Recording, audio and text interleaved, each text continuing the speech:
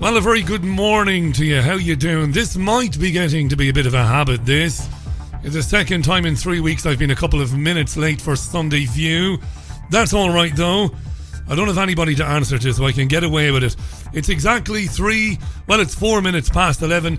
It is Sunday morning, the 9th of June, 2019. I'm Richie Allen. You know that. Hope you're well. It's a beautiful, beautiful morning here in Greater Manchester. Beautiful sunny day. Looks like it's going to be a lovely one indeed. I'll be browsing the UK's Sunday newspapers as usual, and we will hear from Sky and the BBC, the political programmes as well.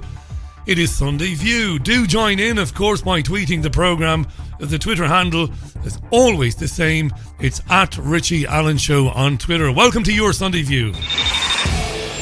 Welcome back to the most listened to independent radio show in Europe. It's your Richie Allen Show.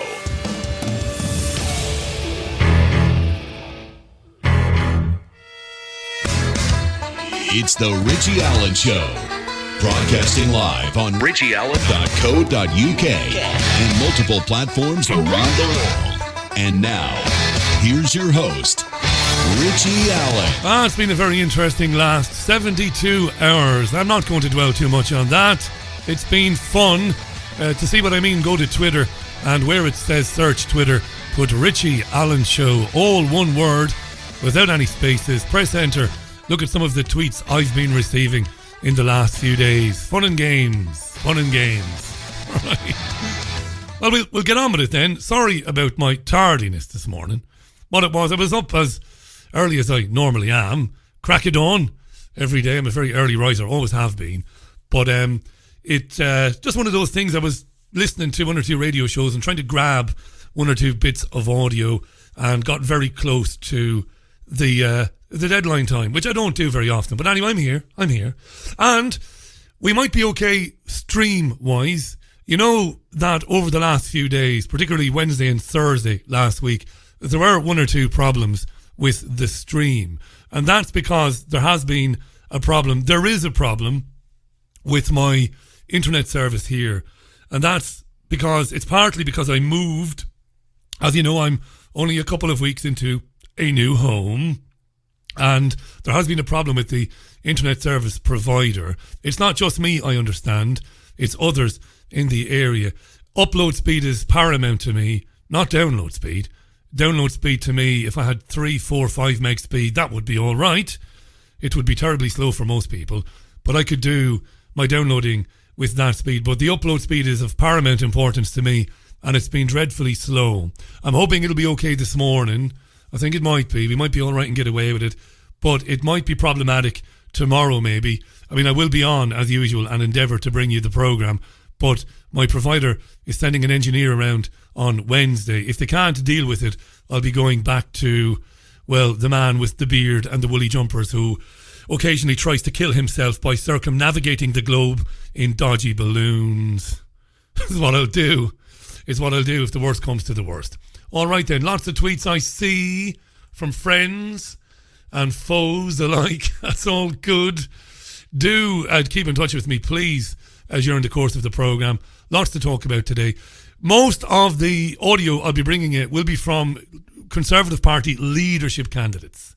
Alrighty? That's Conservative Party leadership candidates, because that's the focus, or has been the focus, of the early morning talk shows today. All right.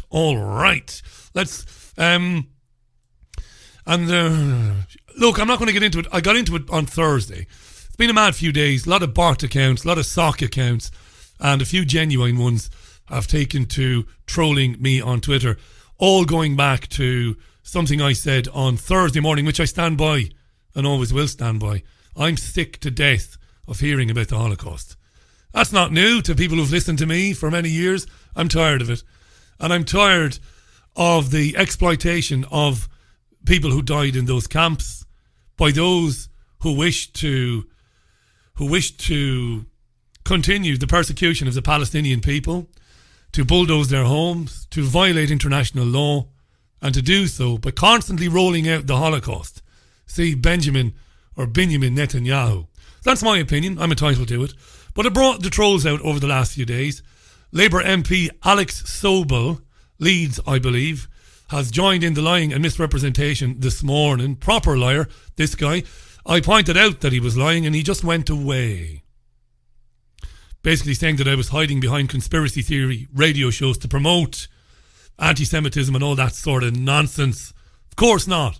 And I pointed out yesterday, the day before, and the day before, and the day before again, some of the biggest critics of the Holocaust industry are Jewish academics the world over. And it seems that these trolling types, when you mention to them, what's the issue you've got with me talking about these subjects on my radio program? Is it because I'm talking to the wrong Jews?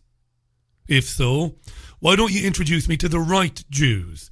Why don't you come on this program and have a grown-up, adult, nice, relaxed chat about several things? The Holocaust industry, Israel, and its genocide against Palestinians in the biggest open-air concentration camp in the world. Let's talk about that.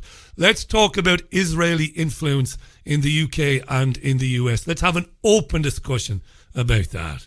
Let's not just say it's anti-Semitic to talk about these things, because it isn't. It's academic to talk about these things.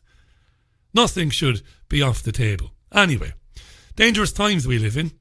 We'll return to anti-Semitism a little bit later in the programme, because it has been doing the rounds of the talk shows again this morning. This is all about Lisa Forbes, of course, the Labour MP who won in Peterborough on Thursday.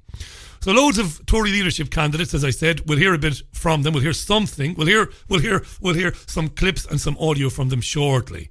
I know it's not good, but I've got to do it. So we'll start today with the Sunday Times.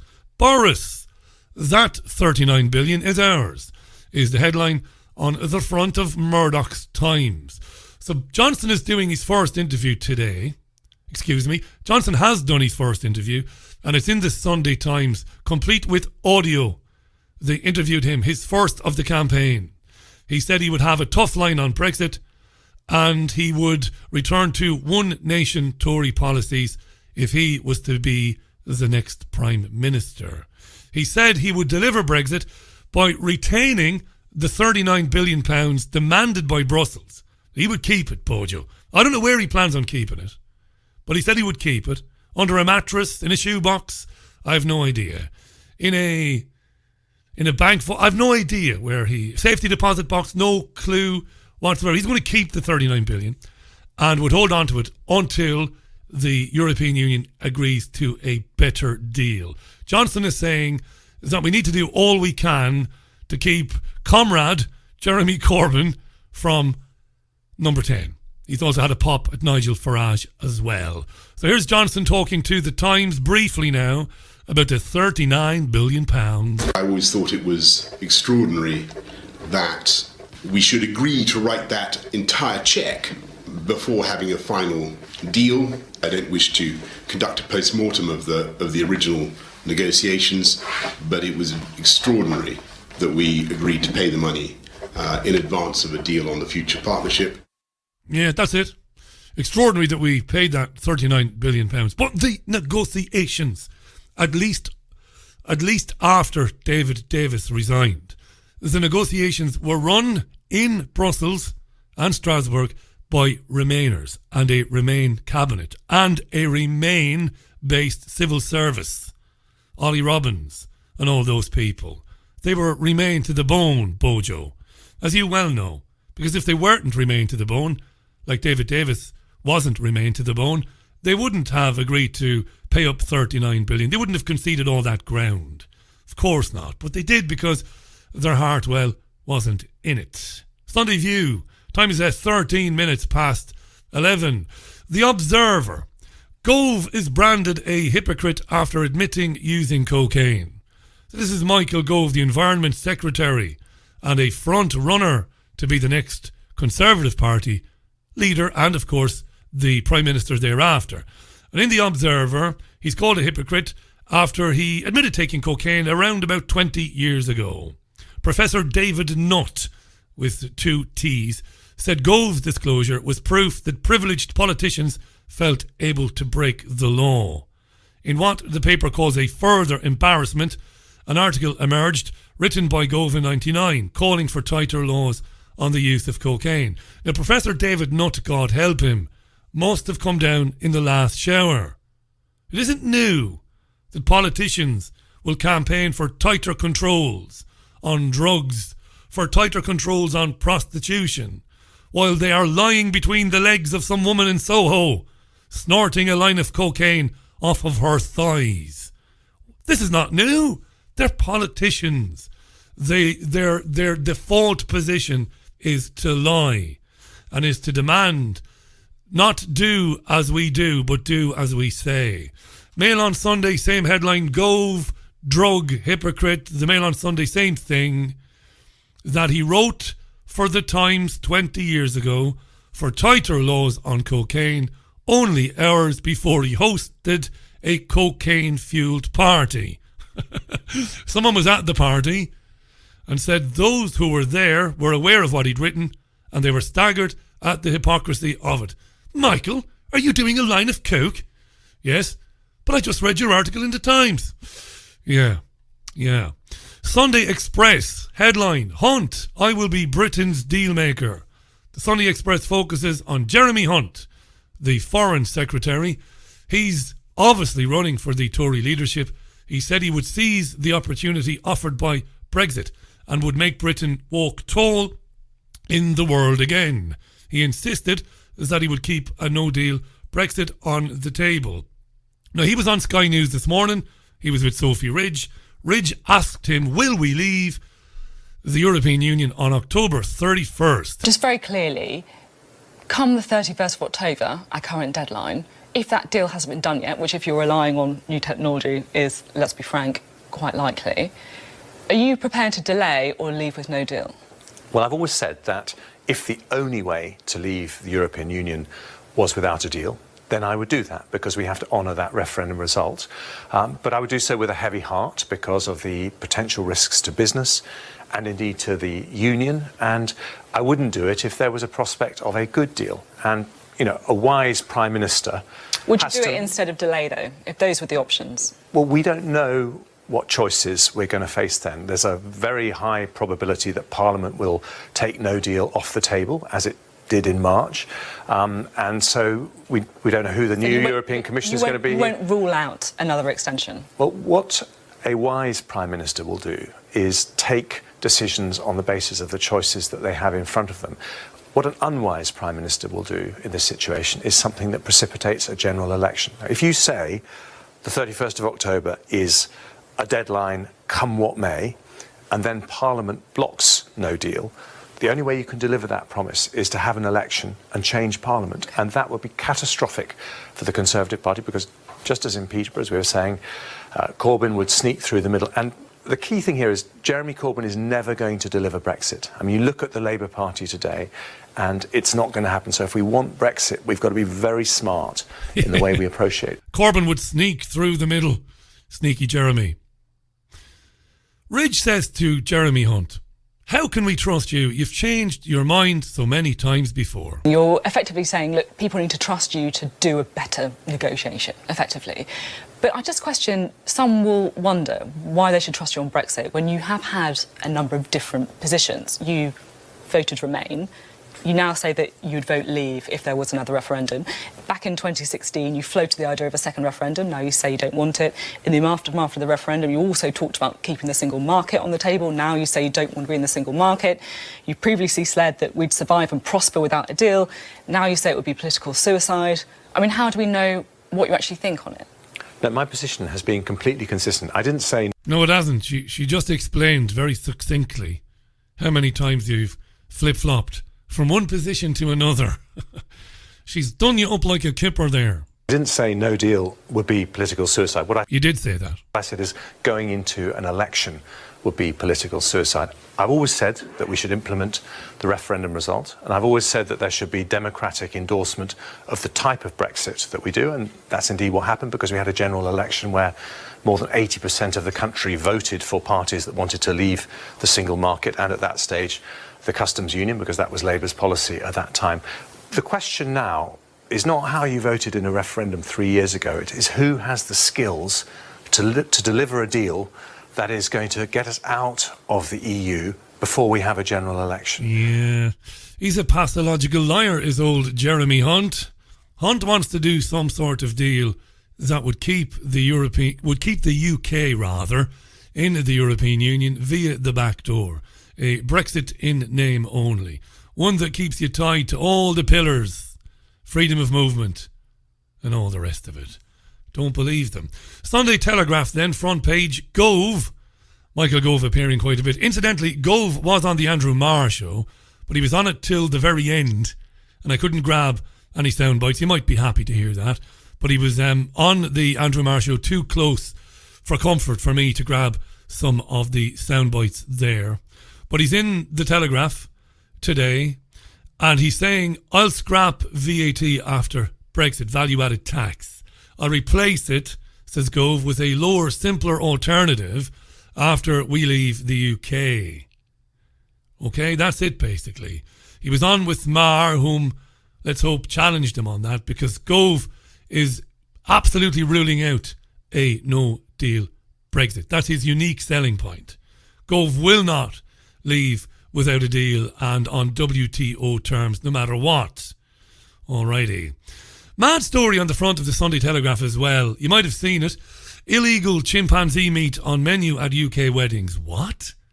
Chimpanzee meat is being served as a delicacy at British weddings and sold as bush meat on market stalls. Really? And apparently the UK Border Force is trying to introduce DNA testing, wants to do it, but hasn't the funding for it.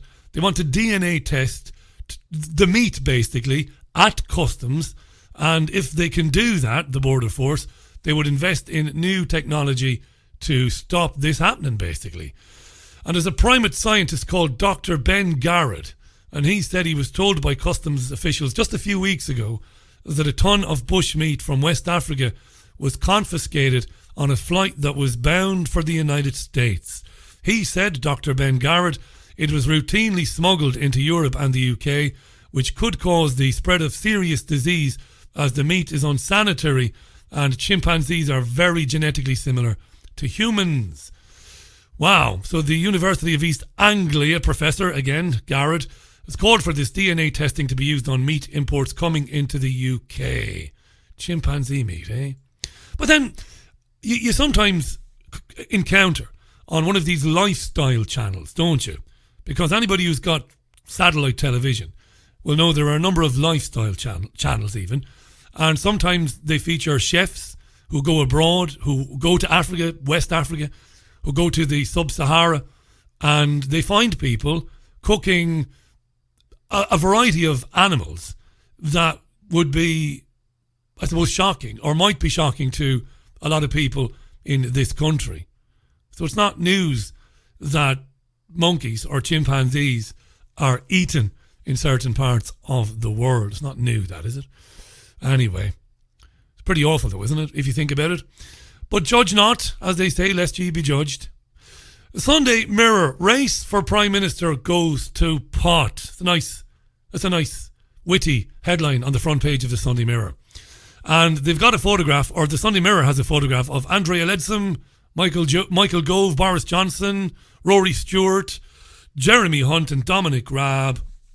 And underneath the picture of each one of those Conservative Party leadership candidates is the name of the drug of choice, the one they admitted to taking. Stewart he takes the blue ribbon, Stewart. He took opium, didn't he, Rory Stewart? So these leadership candidates are on the front page of the Sunday Mirror. The headline is Race for PM Goes to Pot. I asked my friend and colleague Simon O'Donnell to comment on the news that they were taking drugs. You junkies bastards, yeah. Right? You junkies bastards, yeah. Now that's not going. Absolutely. Junkies, bastards, all of them. Everyone was asked this morning, did you do drugs? I won't subject you to all of it, but every politician that appeared on UK media this morning was asked, did you do drugs? I won't give it all to you because it's boring, but here's the co-leader of the Green Party, Sean Berry. Sean, did you do drugs? Did you do drugs, Sean? Did you? I wasn't planning a political career when I was young, and I did try cocaine once. And if I'd had well, I wasn't planning a political career when I was young. So because of that, I did try a bit of Charlie. better education about its effects, I wouldn't have, because I hated it.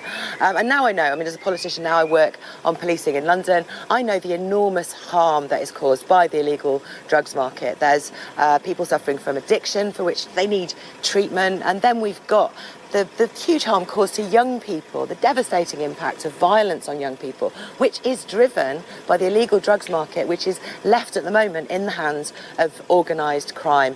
We have to take an evidence-based public health approach. It's good that politicians are being honest about our past and our involvement in this. And being honest about what needs to change is what's important in drugs. We have to take that evidence-based approach.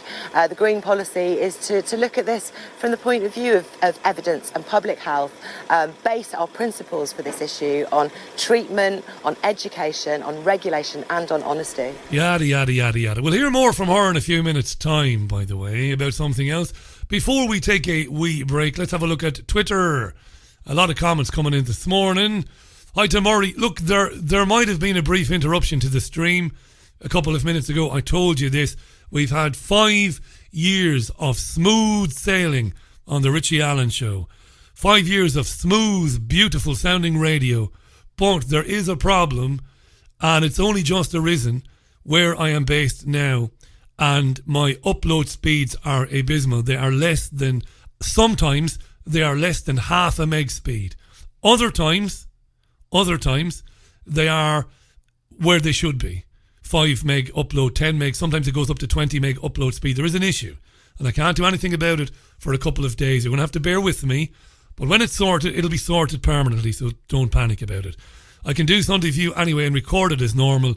There won't be any interruption. Might take a bit of time later to upload it to Podomatic, iTunes, Spotify and YouTube, but if it does, it does, and we'll just have to bear with the situation as it is. Thank you for your patience and thank you for your understanding.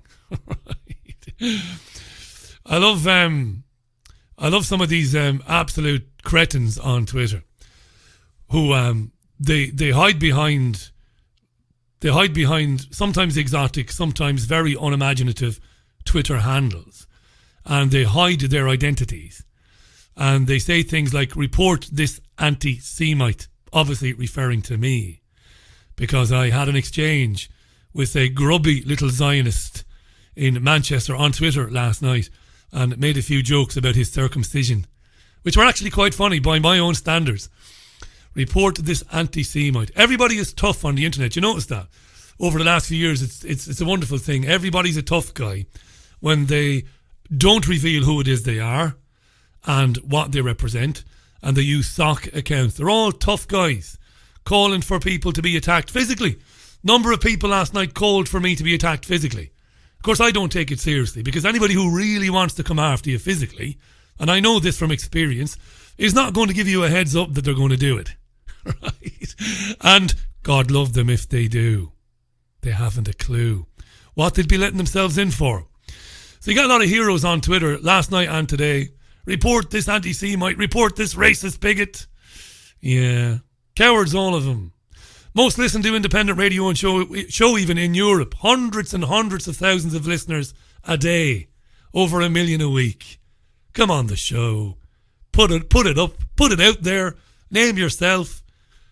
Unmask yourself and come and have a public debate about what is genuine anti-Semitism, about Zionist or Jewish power in this country, the disproportional amount of representation that Jews or Israelis or Zionists seem to have, not only in this country but in America, the influence exerted by those people. Let's talk about that. Let's talk about the Holocaust industry, and let's talk about how the state of Israel came into being. If you've got the balls, the moxie, the gumption, or the cojones, come and debate in public like a man. Don't be urging others to come and pay me a visit. Don't do that. You are pathetic, and it'll only end badly for you. It really will, You'll make yourself ill. When you're that full of hate and bitterness and vitriol, you're going to make yourself physically sick. It is a fact. No doctor on the NHS will tell you that, But if you get so wound up with hatred and bile, you are going to bring sickness on yourself.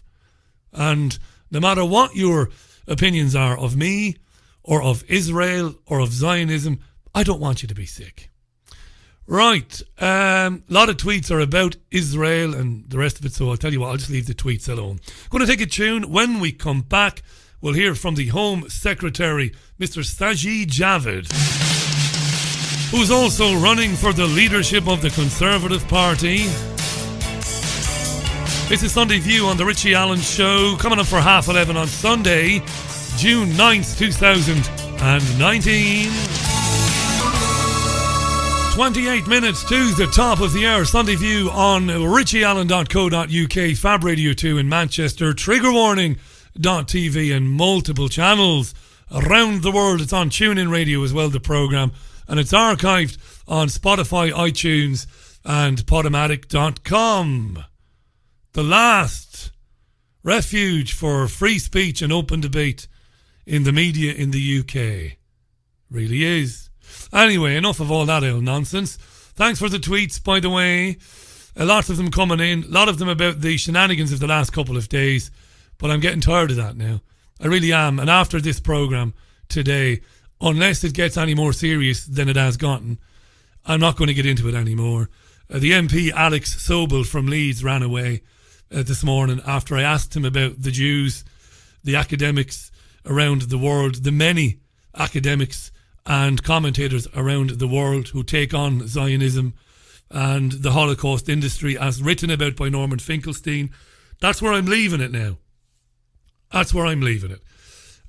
Because, you know, it does me no good, or it does no service to this programme to keep going on and on and on about it. But I think what you've seen in the last few days is beyond very revealing about what goes on when anybody says something so benign as, remember where it all started, I am sick to fucking death of hearing about the Holocaust, which I am, right? And I'll leave it there. Or I don't think it's funny, by the way, people being rounded up into camps and murdered, slaughtered. I don't find any of that funny. What I find funny is, and you've got to laugh, you've got to smile your way through it, the refusal of those who would take a statement like that, my being sick and tired of hearing about the Holocaust, which I am, had it week in, month out, day in, hour in, for years and years and years, school, work, films, television, sick of it, sick to death of it. And as I said, even more sick of those who exploit it, and those who exploit it visit upon the righteous Palestinian people, visit upon them that which was done to Jews in Nazi Germany.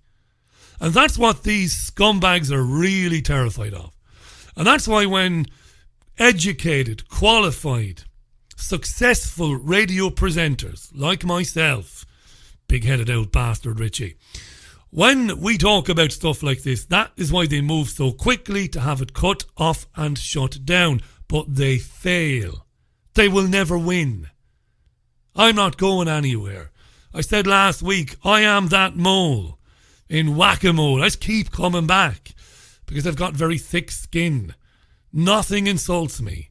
Nothing gets to me. That's the way it is. We can play these games forever.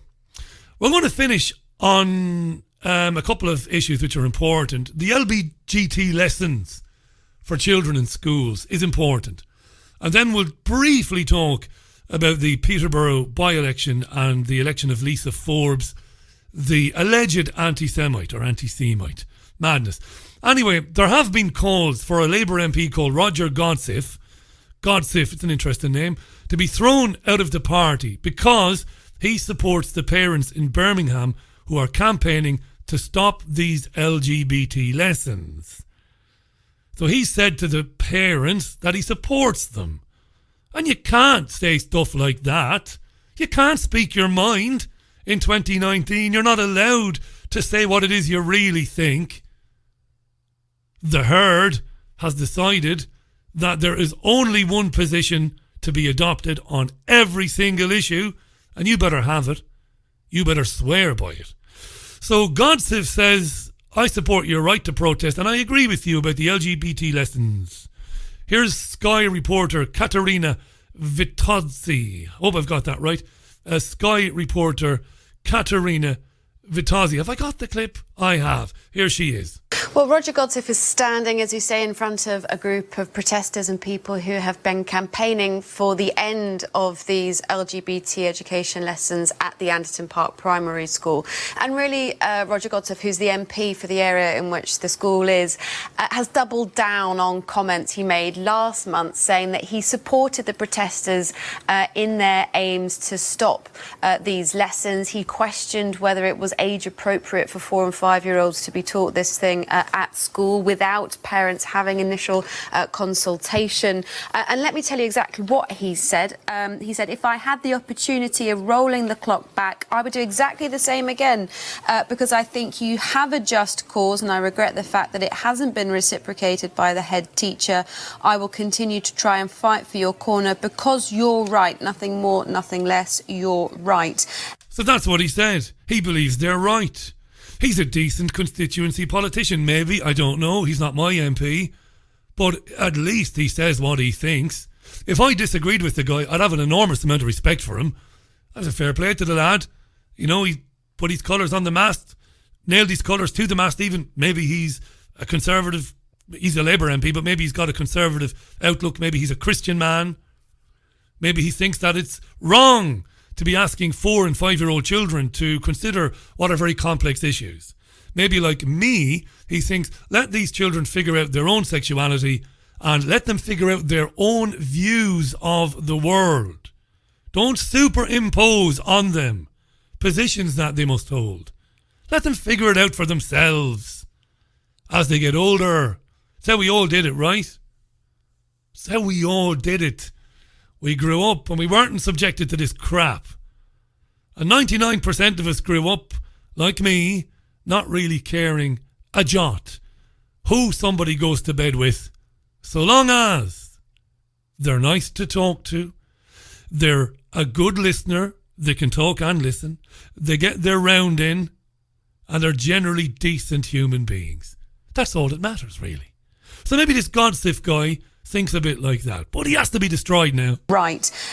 These comments, as well as the comments that Mr Godsif made last month, have been roundly criticised, not only by Angela Rayner, who's the Labour Party's Shadow Education Secretary, but by other MPs within the Labour Party. They won't debate him, isn't it amazing?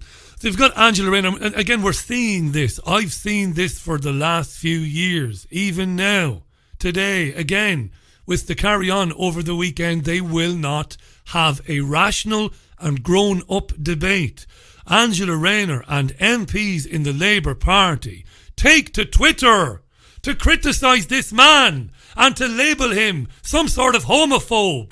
But they don't have the courage to stand next to him and to ask him like a human being, Roger, why do you think like that? Why do you think they shouldn't have the lessons? Maybe Roger would say, well, thanks for asking me.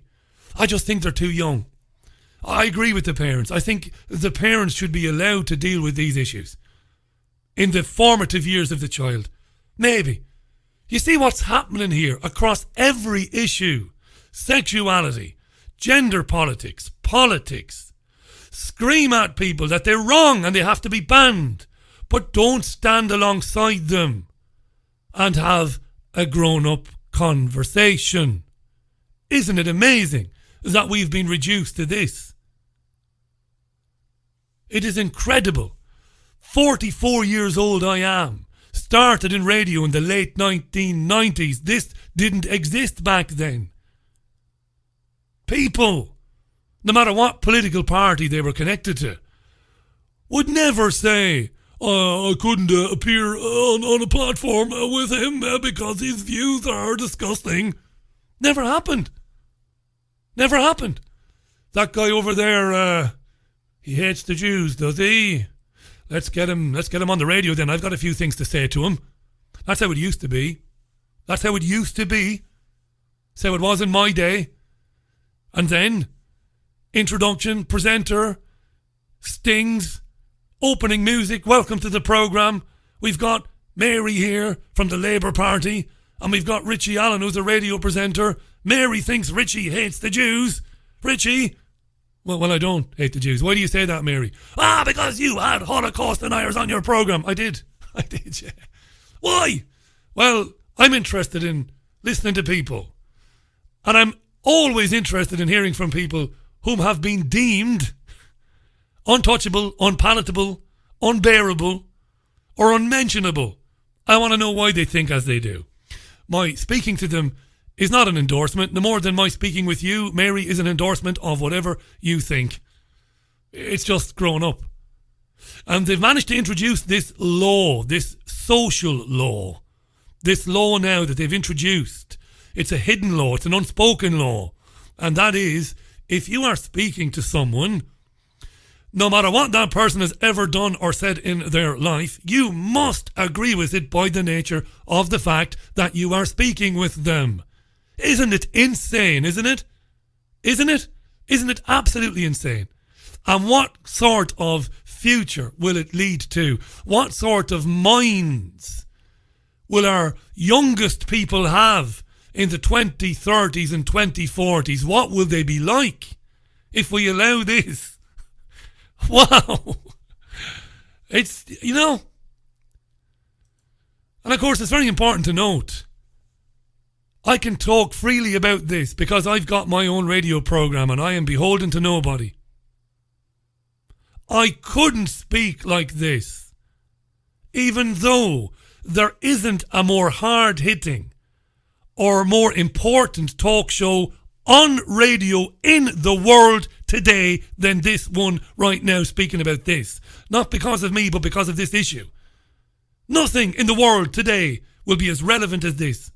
Yet I could not do it on any other platform because these people would have successfully hounded me out of my job by pressurising my bosses. What are you going to do about that? Crazy.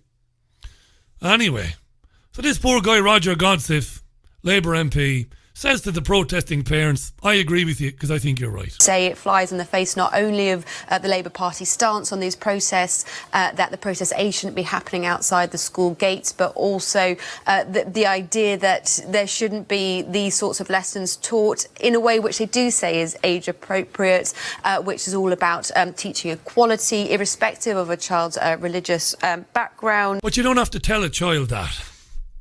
You don't have to impress upon a child at 4 years old. You do not have to impress upon a 4-year-old that their fellow child, their fellow pupil or whatever, is as equal as you, no matter what they think in terms of their sexuality. Because 4-year-olds don't think about their sexuality. They don't think about it. They don't contemplate it. It's not relevant to them at 4, nor should it be. What's the fastest way to the toy chest so I can get the Star Trek toy before Billy does? That's all that's on the mind of a 4-year-old. When is lunch? I'm fucking starving. That's all that's on the mind of a 4-year-old. Are we having a bouncy castle this weekend? That's all that's on the mind of a 4-year-old. Not whether or not their classmates are gay or straight. Are we living in a lunatic asylum or what? Background, they say that these protests are wrong and that Mr Godsiff, it is right that he has now been referred to the chief whip, potentially having the Labour whip removed from him. Potentially having the Labour whip removed. They want to basically kick this guy out of the Labour Party. Wow. In terms of the wider protests, there is an injunction in place so that these protests aren't meant to happen directly outside the school gates, but there will also be a session at the High Court tomorrow where protesters are hoping to get this legally, get these lessons legally suspended or perhaps even permanently stopped. I've said enough about the LGBT lessons. Let's move on. Somebody calling themselves Joss McDonald says, Richie, you really are absolute anti-Semitic filth. This person tweeted tweeting under the name A World Without Josses and no photograph, says that he works for Jeremy Corbyn. Another wretched fucking coward heard from, huh? Easy to be an internet or a telephone tough guy. Anyway, we'll move on. Back to anti-Semitism then as it happens. Labour won the by-election in Peterborough. Lisa Forbes has been big news the last few days. She once liked a post on Facebook. Heavens to Betsy. So by liking a post on Facebook, she is obviously anti-Semitic now. Here's Ella Whelan, who used to write for Spiked Online. She might still do. She's a journalist. She was on Sky reviewing the newspapers today. Kind of mind-boggling at the extent to which this is still happening. Yeah. But the interesting thing about this scandal around Lisa Forbes, who's the new MP... by about 3 days. Yeah, so it's very, very fresh. But it seems that what's happened is that there's been a bit of social media trawling done, and it's been found that she liked a post that, as people will have known this by now because it's been all over the news, liked a post that described Theresa May had a Zionist slave master's agenda. So, you know, pretty old school anti-Semitic trope there about Zionism. But the interesting comments from Corbyn, that's the new news, is that he has come out in defence of her and said, you know, anyone who uses Facebook or social media will know what it's like to like something without actually fully reading the post. And possibly we know why he's saying that, because he had a similar situation not too long ago. I think that's a little bit rubbish, because actually if you're going to be a party, as Labour Party has done, which is very keen on trawling through social media posts, very keen on pulling up statements from their opposition politicians saying, haha, look what you said here, look what you did here, and that kind of culture of going back through people's past and dragging stuff up, well, then you can't complain when people do it to you. And also, they're public figures. I mean, the bottom line is that if I wanted to become Prime Minister, I would probably delete my Twitter account straight away. Because, you know, ultimately something will be misconstrued from a tweet that I liked a decade ago. But that is the price you pay if you want to be an elected representative and lead us. Not enough to apologise and say that she's happy to be trained on being more aware. Well, actually, funny, I don't think that she should be... I don't think that she should be sacked. I don't think she should be hauled over the coals. I think that this is the thing. If anything, this should be a wake-up call for the Labour Party and people like that who are so keen on using this method of political manoeuvring to just say, stop it. It matters what people say here and now. And if they denounce what they said in the past, then fine. We should be a much more sort of forgiving actual culture, political culture that says take people at their word rather than doing this whole dirty business of trawling through Twitter. I think you're right there, because I think in the end, how many wake-up calls have Labour had about this? Anti-Semitism is appalling. It's horrific. And at the moment, it seems to be, you know, seeped within the culture of this, you know, Labour movement. And maybe it's not, you know, the key players like Corbyn himself, maybe he's not anti-Semitic, but if that many of your followers are, I mean, Margaret Hodge, Luciana Berger, they're still being trolled online. It's appalling. Oh, it's appalling, is it? Margaret Hodge and Luciana Berger, they give as good as they get. Right? And if you're being trolled on Twitter, either engage with the troll or mute them or block them. It's as simple as that, really. There is no merit whatsoever to crying about being trolled on Twitter and demanding that somebody takes action to protect you. There's no merit in that, because all you got to do is mute them or block them. End off, gone, finished. Or ignore them. Couldn't be simpler, right? So back to the Shadow Health Secretary, Jonathan Ashworth. Did we hear from him, did we? No, we should have done a short time ago, but we didn't. Anyway, it's one of those mornings. Here's Jonathan Ashworth, the Shadow Health Secretary. He was asked about Lisa Forbes, the new MP for Peterborough, on Sky this morning. Is she anti-Semitic? I don't believe she's anti-Semitic. I think she's made some pretty terrible mistakes that she's apologised for. I think Lisa now has to show and understand the upsets that she's caused in the Jewish community, and she has to work with the Jewish communities to demonstrate to them that she's not anti-Semitic, and though liking those Facebook posts was a genuine mistake. She said she hadn't read the text properly. I believe her, but I do believe now she's got to work hard to show people, to show the Jewish community and colleagues in Parliament that she's not anti-Semitic, and she's prepared to engage with the communities to demonstrate that. She's got to go for some re-education. So she's got to show the Jewish community whatever the hell that is. Because that's a mythology as well, that is a myth, that there is a Jewish community. There isn't. There are parts of Manchester where there are Jewish people living. But amongst those people in North Manchester and elsewhere, there will be a wide range of opinions on all issues, including Jewish identity and Zionism.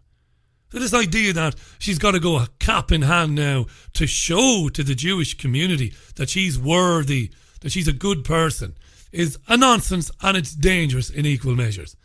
It is absolutely ridiculous, right? Imagine, she liked a Facebook page, post even, not a page. She liked a Facebook post. And you get this. Last word to the Greens, Sian Berry. We heard from her earlier. This is Sian Berry of the Greens. She's asked about the International Holocaust Remembrance Association's definition of anti-Semitism and why the Greens haven't fully adopted it, the bad Greens.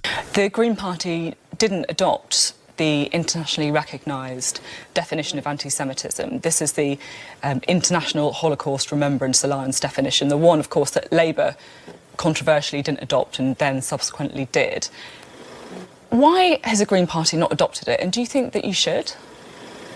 We're a very strongly anti-racist party, and we are looking at how to adopt that into our code of conduct and our disciplinary processes and our wider policies as well. We have a very democratic party, and at the moment that is under review by a group of people who are looking at that and looking at the new working definition of Islamophobia as well. Standing against hate crime of all kinds is very important to us. What's your personal view?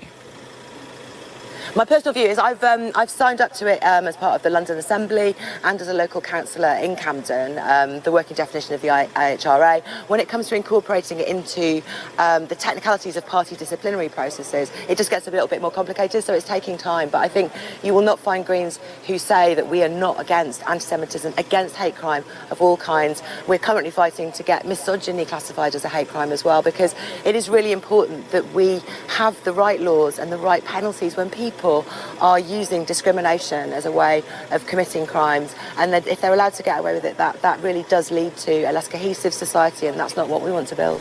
Yeah, she's supporting the endeavours of Stella Creasy, a Labour MP. Where's Creasy an MP for? Again, remind me. God, it'll come to me in a minute. It doesn't matter, really. And Creasy wants to get a bill passed that would make misogyny a hate crime. Christ. Wow. Where will it end? Well, the answer is it won't end. Breathing in the same space, getting too close on a tube or a tram to a protected group will become a hate crime. This is absolutely mad. And why do we not support the IHRA Holocaust Memorial Association? Why do we not support their definition of anti-Semitism? Why? Why do I not support it? Well, for a couple of reasons. One, it would make it a criminal offence to compare the actions of the State of Israel and the Israeli Defence Forces, to compare those actions with the Nazis. It would criminalise doing that. And we can't have that, because imprisoning children and torturing them, right? Shooting people who are unarmed, including medics, to death from a fence that you put up when you built a concentration camp that is Gaza. Those are Nazi-esque actions. And if some people get pissed off and lose their temper and get so frustrated with the actions of the apartheid racist state of Israel, the state now, and the pillars of the state, including the army, we're not talking about all Israelis, far from it, but someone loses their shit, loses their temper, and says, well, they're behaving like a bunch of Nazis. That's fair comment. It's not something I do, but it's fair comment. And therefore can't be criminalised. Okay? And that's pretty much the main reason I wouldn't support it. Anti-Semitism is a figment of the imagination of so-called charities like the Campaign Against Anti-Semitism. Correct yourself, Richie. There are people in this country who don't like various identity groups or various minority groups by very nature of the fact that they just don't like other people. Right? They exist. But they're a tiny, tiny minority. So that's right. Criminalising, using the term Nazi to describe the policies of Benjamin Netanyahu is one thing, which you can't agree with. And the other thing they would make illegal is claiming that Israel as an endeavour, as a project, is racist by its nature, which it is. Right? So you can't criminalise someone saying that because it's true. There you are. We're coming up for 2.5 minutes to the top of the hour. We're nearly done with Sunday View today. Thanks for the comments. There have been hundreds since I came on air, but many of them are about the fun and games of the last couple of days. So like I said, after this programme, I'm dropping it. Waltham Stowe says shafted. That's right, Waltham Stowe. That's the one. Waltham Stowe for Stella Creasy, who wants to criminalise misogyny. Excuse me. Wants to make it a hate crime. Meaning that if a man committed a crime against a woman, and men do commit crimes against women, men, sadly, in this country some women are living with men who batter them morning, noon and night in their homes. It happens. And there are not enough shelters in the country, again, because of the cuts of the Conservative Party, to house these women. And some lunatic progressives on the far left want to open the very few shelters that there are to men who identify as women. Madhouse we live in. It's a madhouse. So women are dealing with that. And there are very strong sentences for men whom are found to be guilty of domestic abuse. Quite rightly. And I'm not virtue signalling, quite rightly. You're battering your wife, if you're terrorising your wife or your girlfriend, dominating her, kicking 9 kinds out of her, and you get caught doing it, you go to jail. That's fair enough. Creasy wants to introduce and open up to the sentencing judge the ability or the opportunity to determine that the crime against the wife or the girlfriend was motivated by misogyny, which is a hate crime, so now we can increase the sentence.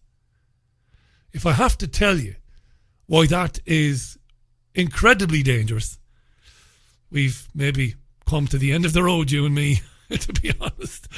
That's pretty much it for the end of the programme. That's pretty much it for the programme. It is the end of the programme. Minor streaming issue today, but not too bad. I'm going to try and do the newspaper review or review tomorrow. Yes, review at 9:30 a.m. That's tomorrow morning, Monday. So join me on YouTube, on my YouTube channel. We'll have a go and see if we can do it, because we do use a bit of bandwidth when we're uploading to YouTube. We'll see how it goes. And the Richie Allen Radio Show will be back tomorrow, Monday at 5 p.m. UK time as normal. It seems to be a lovely day in most parts of the country. I can't speak for outside of the country, of course, but if you are in the UK or Ireland, do get out and about, spend a bit of time in the sunshine, have a great day, look after yourselves and one another. Going to leave you with this from Kings of Leon. This is a track called Pyro. Have a lovely day. See you tomorrow. I think Graham Booth might be doing something on Trigger Warning now, by the way. Check out triggerwarning.tv if Graham is going on air. He might be trying to avoid me now, though. See you tomorrow.